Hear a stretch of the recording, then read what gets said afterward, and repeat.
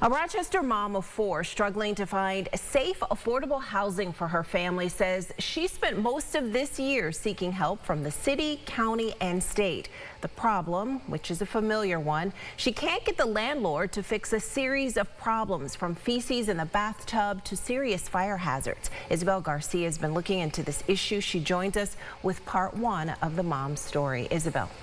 Yes, Teresa. Elizabeth Robinson first reached out to us at the end of the summer with continued issues she was experiencing with code complaints at the home she was renting on Wellington Ave in Rochester. Then by mid-September, after our inquiries as well, the city issued a vacate notice on the property. This meaning the family had to leave. Now she is still searching for a solution. The house is basically falling apart. This footage is from early September inside the home Elizabeth Robinson was renting on Wellington Ave. She's on a fixed income and moved in early of 2024, but then issues began. I've complained about mold. I've complained about the fecal matter backing up in the tub on the floor.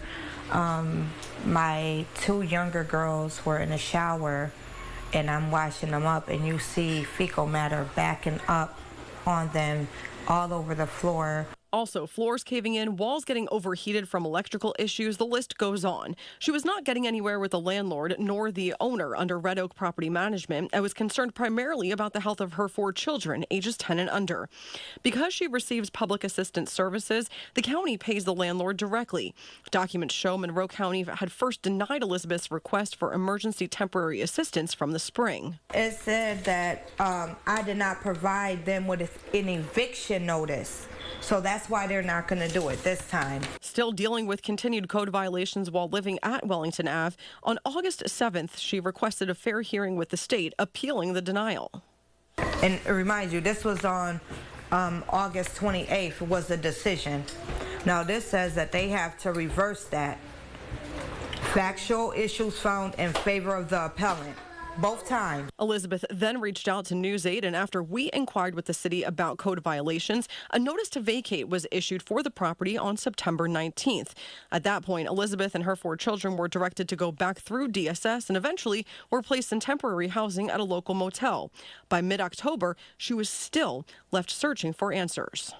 September 19th, the city came out and condemned the house. They put the vacate notice on the door.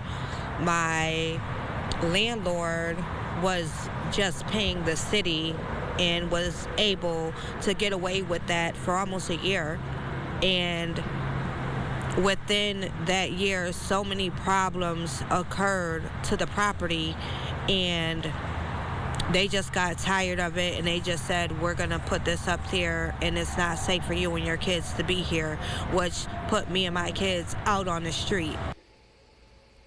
Now, I have reached out to the landlord and property management about this story. The county is not able to talk about specific cases due to privacy, but that does confirm to me that it's up to the person receiving public assistance to find a location to rent.